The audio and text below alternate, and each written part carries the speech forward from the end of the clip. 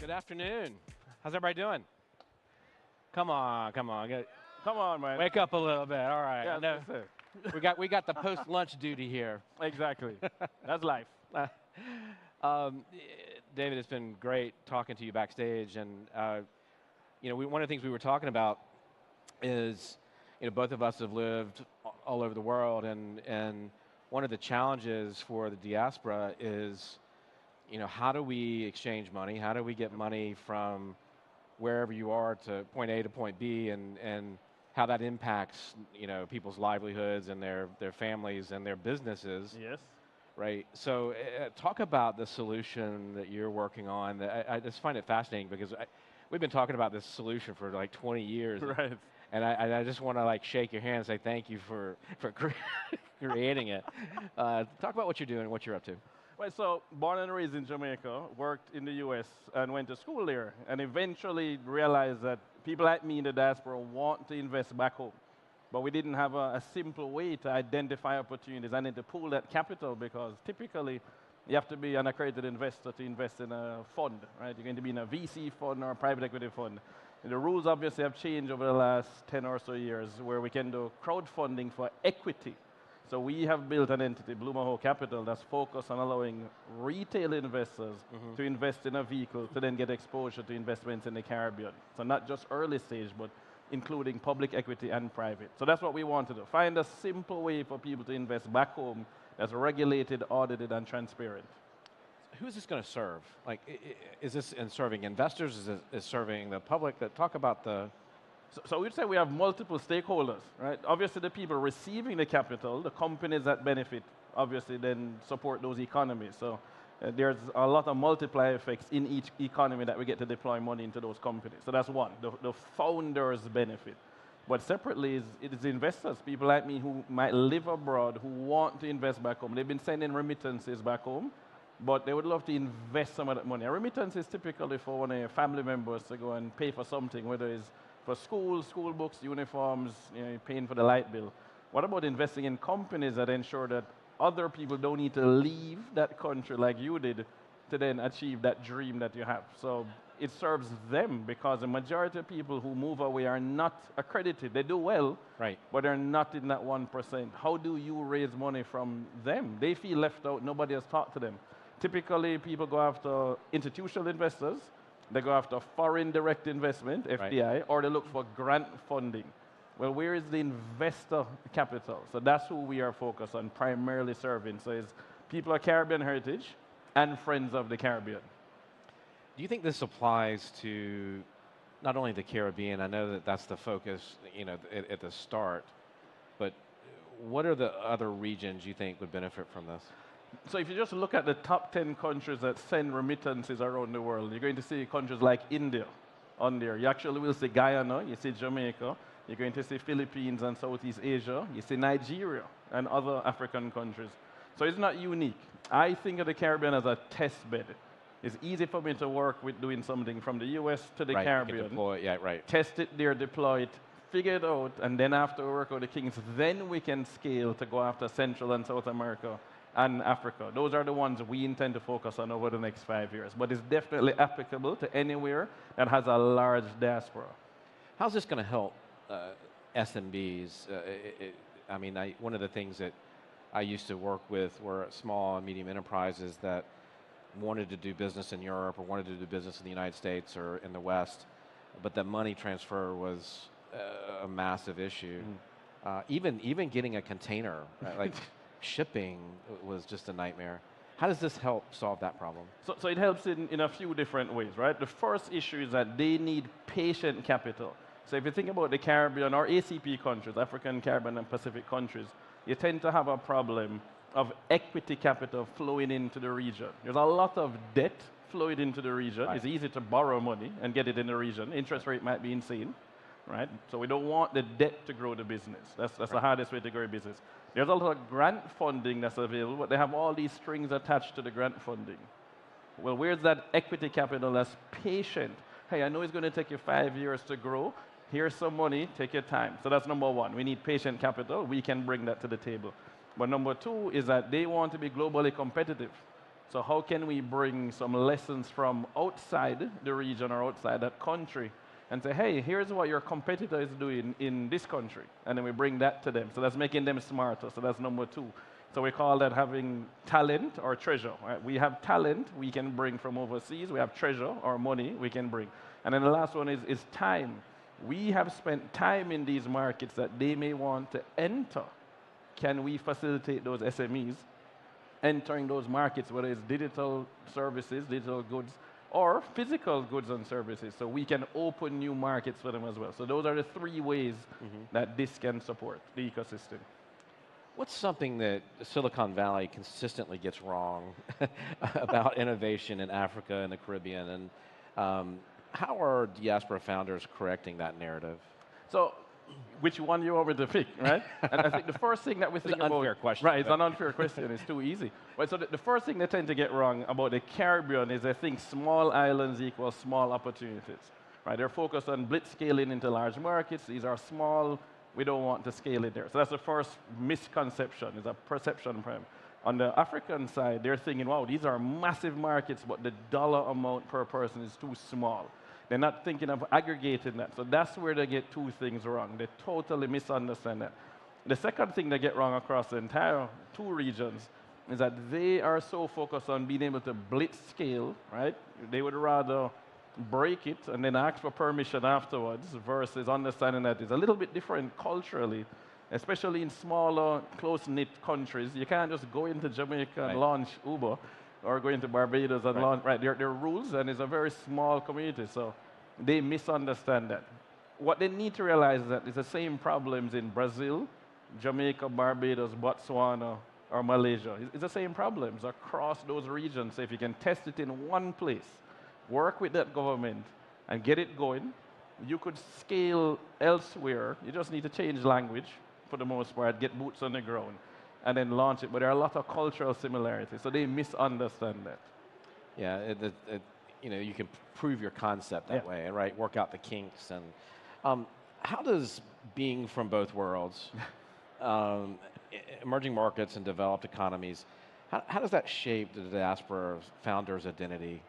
Does that question make sense? No, the question makes sense. I would want to include diaspora funders as well as the founders, right? Because we have a lot of local founders, or they may partner with a diaspora founder as well. So local founder with a diaspora founder or a diaspora advisor on their board, I think, is actually ideal. The local experience and knowledge, overseas experience being on that board.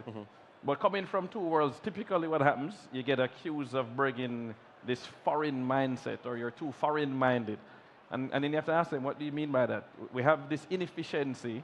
I'd like it to be globally competitive. I would want to think a little bit foreign. We're not saying foreign is better. Right? There has to be that discussion about that colonial overhang. So overseas doesn't automatically equal better, but if you want to compete with foreign companies, you need to look at what they're doing. What are their best practices? What can you adapt to your country? What you don't want to keep?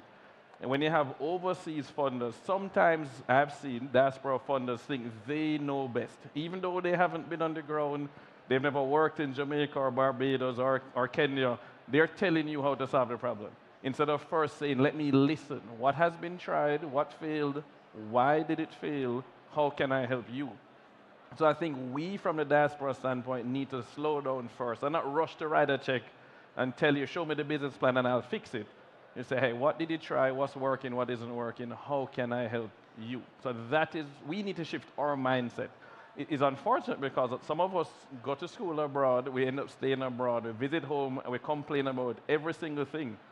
And then all we do is criticize, not constructive criticism. So I think that has to change. But also, we have locals who complain about the same thing. And then when we offer ways to change, no, that's how it's always been. Right. You can't have it both ways. So let me see if this makes sense. So is this double vision that we're talking about? I like that word. Is that a blessing or a curse, you think? Yeah. So it's 2 sides of the same coin, I would say. So what somebody considers a blessing, somebody else might consider it a curse, right? If you are a trained chef, every time you go to eat at a restaurant, you don't just look at the food like everybody else. You're staring at it in a different way. And it's the same way that if you have learned to code and you go and use, or you're a UX designer, every app that you look at, you are looking at it critically. You can never unsee it. So is that a blessing or is that a curse? If you use it to help the person improve, then it's a blessing. If you never use it to help someone to get better, then it's going to be a curse. So I think it's about how you use it. I'll put you on the spot. Are there some success stories that you know of here? Yeah, no, there are definitely success stories, definitely out of the Caribbean. On the Africa side, Future Africa is a group that we've seen. So they've built a fund, they're investing in the region. Over 4,000 people have gotten jobs through what they've done. So there's an example of pooling angel investor capital and LPs to go and invest back onto the continent. On the Caribbean side, we've raised money using the Jobs Act here in the United States, and we've deployed money into companies in the Caribbean, Jamaica, Barbados, Bahamas so far. And so an example, we lent some money to a startup in Jamaica, was using AI to actually do the credit scoring of people to do personal loans. So no physical branches, you just go online, apply, 48 hours later, it scores. You get your score. Right. An approval or your... And then they send the money to you. And the money is now in your account, and you can go and get the money at a reasonable interest rate, use it, repay that loan. And so we lent them the money to help them get started. Because we were the first ones that wrote a check, it allowed them to, one, launch. They had a license from the Bank of Jamaica. They were able to launch, deploy the first loans, prove the first cohort actually repays the loans, because most people think that, oh, the reason they can't get a loan is because they're not credit worthy. And that's actually not true. And we know this. So that was a really good one that we've enjoyed. But we also set the terms. So they now get to go to somebody and say, well, we got money from these guys on these terms. Can we get money from you on the same terms? Right. I mean, literally before I got to there, an hour ago, the CEO asked me for a template to go and get some more loans. He's like, can I use yours? I said, yeah, that's the point. You signed one, you can sign more. So that's not an example. During COVID, we had a company in the water space, Instant Save JA, focused on water. You think the Caribbean has a lot of water, but it's salt water. We can't drink salt water. You need fresh water. So they're focused on minimizing your water usage. We lent them money. They had a very high interest credit card. They needed to pay that off. This was 45% interest, 45% interest. They went to the bank and applied for a loan for 21%. Already been paying the 45 one, and the bank turned them down. They've already been paying. They've showed that they can pay the 45% interest credit card. The bank turned them down, so we lent them money at 12%. And they were able to get through COVID, hire staff, expand the business, and then secure more money and pay them. So that was a way for us to bring cheaper capital that was patient to the region. So we're excited about doing that. We're working closely with Future Barbados because they're building out a really fascinating ecosystem. And Barbados, I think, is going to lead the way in terms of having, what I would say, the government directly involved in creating the right policies to attract fund managers, investors, and then startups to be based there. Do you think the bigger VCs and investing community is going to start paying attention to these markets? Yes. Everybody already vacations there, right? A year ago, Future Barbados brought a few of us over. We had some people from Silicon Valley that came, and they were fascinated to see what was happening in place. There's this resort distort that we suffer from in the Caribbean. That's the first problem. Right. You know, everybody thinks of sun, sea, and sand. In the past, it used to be rum, sugarcane, and bananas. But the world has moved from banana chips to microchips. We need to jump as well and leapfrog, right? The Caribbean has been slow to adapt. You look at Africa, and they had M-Pesa more than a decade ago. What do we have in the Caribbean? We didn't look to learn from Africa. We look to learn from North America. And we have to focus on more South-South cooperation, and that means getting into those countries, meeting the local people in the ecosystem, the accelerators, the incubators, the angel investors there, and then great, Silicon Valley will catch on, but we shouldn't wait for Silicon Valley to endorse what's happening down there. We, the diaspora, can fund it and then promote it. And we don't need Silicon Valley's money, actually. It's a bonus, but we don't need it. But we need to get them there so they experience the pain points. Right? Hey guys, try and open a bank account and try and buy that piece of art that you really like by just tapping the pay. And then they realize, oh man, I know this problem. I know a startup that's already solving that. Can I pair them with somebody who's local? What kind of companies are going to come out of the Caribbean that are going to... So, well, I like that you asked specifically about the Caribbean, right? When you think about Africa, we see a lot of fintech companies. Right. Way different. Right. In the Caribbean, obviously, climate is a big issue. We can't escape it. We see the coral reefs dying, we see the beaches eroding. So anything related to climate resilience is going to be something coming out of the Caribbean. So that's number one. And number two, I would say that we're seeing opportunities coming out on the food security side. Right? The Caribbean was known for growing all these fruits and vegetables and shipping them out. So food security is going to be really important, especially as it's getting hotter. Again, that's something related to climate. Same thing with water and fresh water. So we're going to see more technology around water and desalination and more and so forth for water management. And then energy. Right? The majority of the Caribbean imports oil. Even though it's sitting right there for all the sun in the world or wave, it makes sense that you would want to test. If you go on to the wave energy or solar, you should be developing in the Caribbean. Right. No brainer. It's literally known for sun. So we see some opportunities there. Another one I think that a lot of people are overlooking though, well, I'd say two that are being overlooked is one is plastics and new technology around plastics. So if you think about fish and fish scales, I've seen some projects in the Caribbean where, you know, when you get a fish, you catch a fish, you're going to scale the fish. We don't eat the scales. Those scales can be turned into plastic. There are ways to that. Really? So I've seen, literally, we've seen high school projects in Jamaica where they've turned fish scales into plastic. I think that's a huge opportunity. And then, of course, we need to be part of the AI conversation. Everything in the past has been designed by rich countries to then hand it over to developing countries. And that's not the way it works.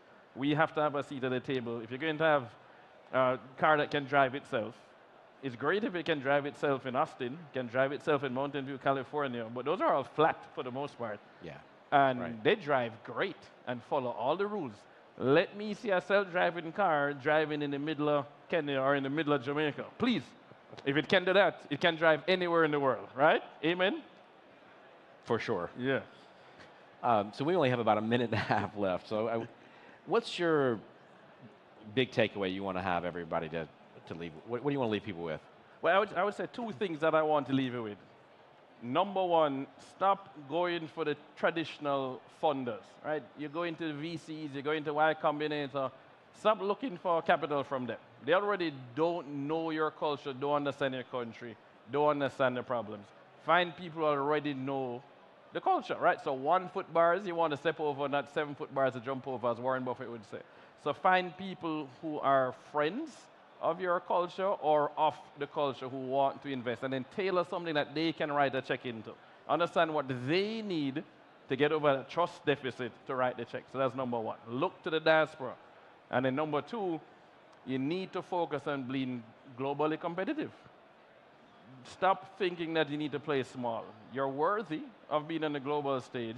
You're not just there to build something for Jamaica or just for Barbados or just for Nigeria. Whatever you do there can expand across the entire global south. So just start small, fix it, scale as quickly as you can. That's what I would leave with the audience. And I love that because we were talking backstage before we came on that a program that a project you build in Jamaica or the Caribbean or El Salvador has market potential in so much of the world. So much. And so thank you. No, we nailed the time, so.